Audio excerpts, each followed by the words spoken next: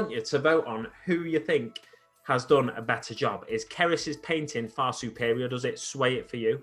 Does my kit bashing sway it for you? Which way do you want to go? We want you to vote on these to see who is the best. I'll put a link in the description below, and hopefully as the first comment as well. And you can vote for what you think is better. How you doing, guys? Big Mek Danskull here again today, back with another video for you. And you may remember Keris from the start of December. I'm hoping this isn't mirroring me or anything, otherwise I'm pointing completely the wrong direction. But anyway, yes, you may remember from the start of December, we decided to challenge each other with a little paint off, hobby off. Yeah, I can't really just say paint off with what I've created, but a hobby off with the Red Gobbo.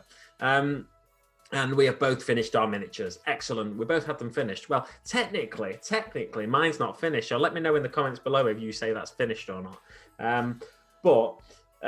Yeah, what I'm going to do is show both of the miniatures in this video. There'll be some nice little panning shots, spinning shots, all kinds of stuff like that. Keris, do you want to talk us through your miniature, what you've done on your miniature? Yes. I don't really know what I did on him. Painted him. Kept it basic. Okay, so I was gonna do some bits and pieces on him. I was gonna WYSIWYG him a bit and kit bash him, but I've been watching loads of YouTube and other people on Twitch talking about textures and how to paint textures. So I thought this would be the perfect model to sort of do that on. Nice. So I spent a lot of time on the base. Like the two boxes are completely different, like wood effects, wood colors, and then the bag I sat and tried to put some like cotton, like thread effects on it. Same with the jacket as well. I went in with a completely different technique that I hadn't really used before to make it look matte and leather, and really just focused on like the individual sort of techniques. Purely because I don't like kit bashing very much, and I'm just not really interested in it. It looks sick. I just can't do it. I'm no good with my hands. I have to have a paintbrush in my hand. I think we should try a kit bashing challenge in the future, maybe. Not tomorrow or anything like that. Not tomorrow. Not anytime, soon, but at some point in the future, because I think everybody's got a kit basher inside of them. So it's just finding a way to unleash that kit basher and let them out into the wild. Try and drag the kit basher out of me. Yeah, so I, on the other hand, I've not concentrated on the painting. I'm a big fan of contrast paints, as people well know. So I've used contrast paints on mine. It was kind of like last minute. We got to Christmas Eve. I'm watching LetsMakeItOrkie on Twitch, and I'm frantically slapping contrast paint on what I created. I think it was only the day before Christmas Eve, the 23rd, that I actually primed my miniature. Was that when you were on with Nerd? Yes, and you messaged saying you'd only just primed it. Yeah, so it's like, yes, I'm going to prime it. Right, I've primed it. Yeah, so I spent, I finished work like last Friday, basically, a week before Christmas. And so I spent most of December not doing anything. Got to the week before Christmas, then I started getting to work on it properly. Putting my all into it, kind of thing. But really only the last 2 days before Christmas. So I had the idea that I wanted to create this sleigh for the Red Gobbo to ride. And I like the look of the pump wagon, the Snotling pump wagon from Blood Bowl. But the thing with that is it's very small. You wouldn't really be able to fit the Red Gobbo on it and stuff. And use it as like a bigger vehicle in game, because I wanted to be able to use this miniature in game. So I thought, well, if I want a sleigh, I want it pulled by something. It can't be pulled by reindeer because he's a Gobbo. He's not a Father Christmas. He's not real. He's not this guy here. He's a Gobbo, so he's got to be pulled by squigs, I thought. And what would be the perfect vehicle to be pulled by squigs? A Rooker Truck squig buggy. So what I've created is a Rooker Truck squig sleigh. And yeah, you can see from the close up, the spinny video that's on the screen now, you can see that it's a more basic paint job. Some areas the contrast doesn't look as good as I might want it to, but because I was rushing last minute, I got it finished 3:30 on Christmas morning. So just before Father Christmas came for me and delivered some presents. Yeah, so I'm quite pleased with the results considering it was such a rush. And as you can see, I'm more of a kit basher than a painter. Not that I kit bash everything. I'm happy to build some kits the way they are, but I wanted to have this Rucker Truck Squig Buggy with all the weapons as well. So with the Red Gobbo, I've replaced his sort of stick with a star. I was going to say, what have you used there? It's from the Rucker Truck Squig Buggy. It's a squig stick, so it's just a stick bomb basically. Same profile as a stick bomb, but it's a squig stick on the Rucker Truck Squig Buggy. And then I've taken the squig launcher or the heavy squig launcher, and I've put that on the Rucker Truck Squig Buggy. And then the regular squig launcher, I've modelled on top this sort of slingshot kind of. Almost like a ballista kind of thing. And if you look underneath the roof of the squig buggy, there's a big rock attached to the chain. So my idea in my head is the snotling sort of cranks it up, and then he pulls a lever, and then the rock drops, hits the ground like an anchor, and then the squig that's attached at the other end flings forward and is shot across the battlefield like that. I love it. Yeah, so and then the blades, there's blades on the Rucker Truck Squig Buggy. It'll just be the squig's mouths that represent the blades for me. So that's what I created, a sort of Father Christmas, like leaning into that Christmas theme, really. Absolutely crazy. Cheers. Some people don't like the Christmas theme of the Red Gobbo, but it's a one-off miniature, and it's sort of, I like miniatures like this because it's a change of pace. And I like leaning into a theme as well, with, you know, taking inspiration from non-40k universes and stuff. So if you want some Star Trek themed orcs or Star Trek themed Eldar or something like that, then you can sort of lean into that film if you're into that theme rather, if you want to. So yeah. So I've gone over the top, as you can see, with the kit bash, and Keris has gone with the paint job. We'll get some close-up shots of Keris's because I'm really, I've not yet seen it, but when I'm editing this video, I'll take a good close look at the paint job, because I do really appreciate how some people can get textures in there that aren't on the miniature. When you see like cracked leather, when you look at like miniatures of the month in White Dwarf and stuff, and you look at leather coats of chaplains and I think it was Miniac that I was watching, and he did a video on, I think it was called like Colours for Chums or something like that, and he does a whole black and white video, like painting black and white, but how you can separate the different things just using black and white. So he does a whole black and white model, but like you can feel the texture without there being any texture. It's very peculiar, and it made me really inspired to be like, right, I want to implement this. I want to implement this in my work. I want it to look cool. So yeah, I was just looking, and I know you said you struggled with the chains. You have got a lot of chain work on there. There's so much, like, so many chains. Because I was thinking, I didn't know how to, with the squigs, I didn't know how to attach them to this rod coming out the front. So I've taken parts from, some people might be able to tell, people familiar with Lord of the Rings, I've taken some parts from the Goblin Town scenery, and I've sort of draped chain over it, and I've attached it to the squigs. Now, what I've thought is, orcs don't really care about their animals, like look after them in that way. What they'll do is they'll nail or staple something to the squig. So I've taken, you know, the twisty wire that you get in packaging that holds like your toys in packaging. Oh, yeah. I've taken the plastic off that.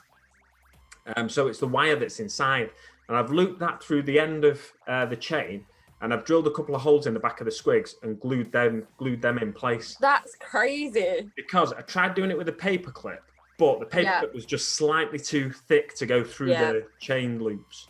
So yeah, that sort of came to me. I did. I tried melting sprue, and I got like this kind of result. Like it's really thin. Oh yeah. But like melt it over a. I've been watching a new channel that I just recently discovered. I'll try and put a link in up here. But yeah, I've been watching a new channel that I recently discovered.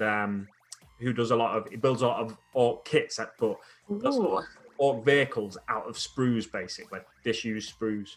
And I saw he did like top 10 uses for sprues, and one of them was to make like wires and stuff like that. I might have to look at that. That sounds pretty easy, like easy enough for me to do. Exactly.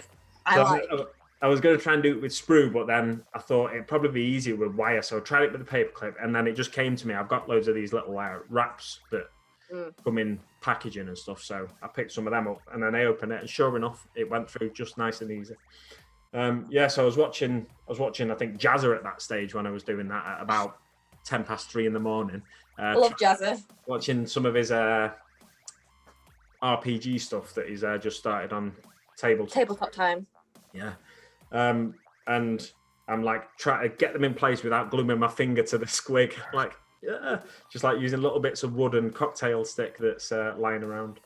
I don't know how you have the patience. Yeah, it's a little fiddly little buggers they are. Yeah, so that's what I did on the miniature.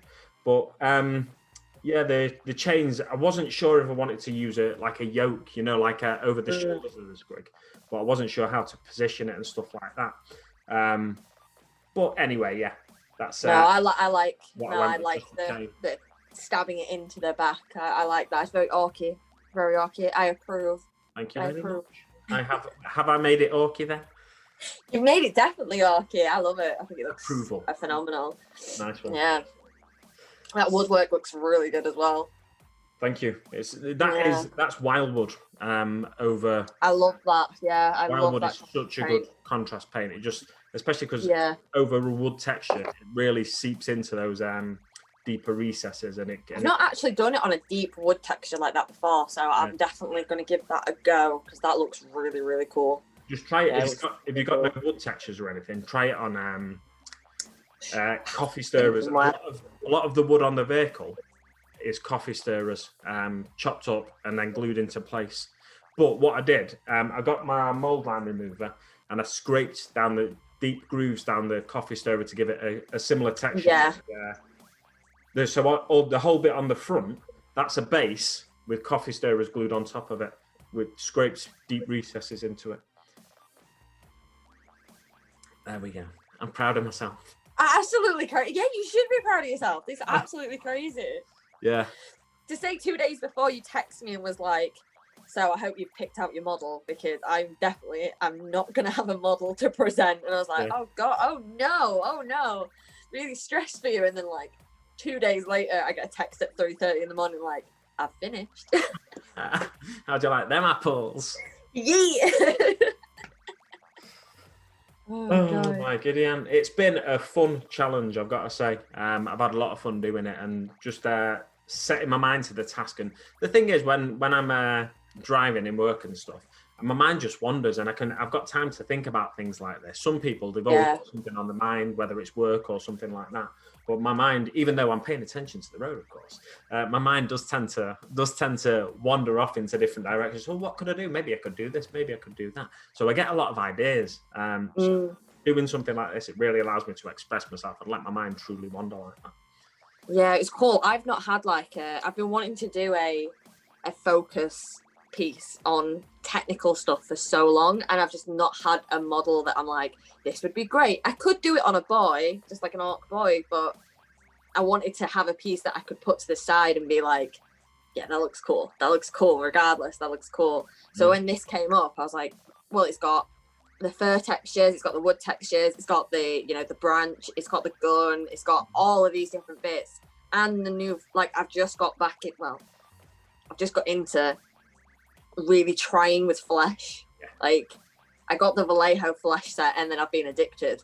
So I've really enjoyed doing all the fleshy bits on this guy, and he's got a really cool distinct face as well, so that was really, really fun and gave me a lot of inspiration for my rest of my boys of how I could make them a little bit cooler even though they're a little bit more plain.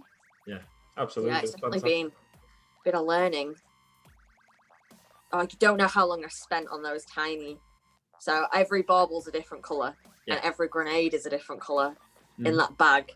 And that took me way too long, longer probably than some of the actual texturing that I did, of just sitting there and trying to get every grenade a different colour and not get any purple over there or any green over. It just took so long.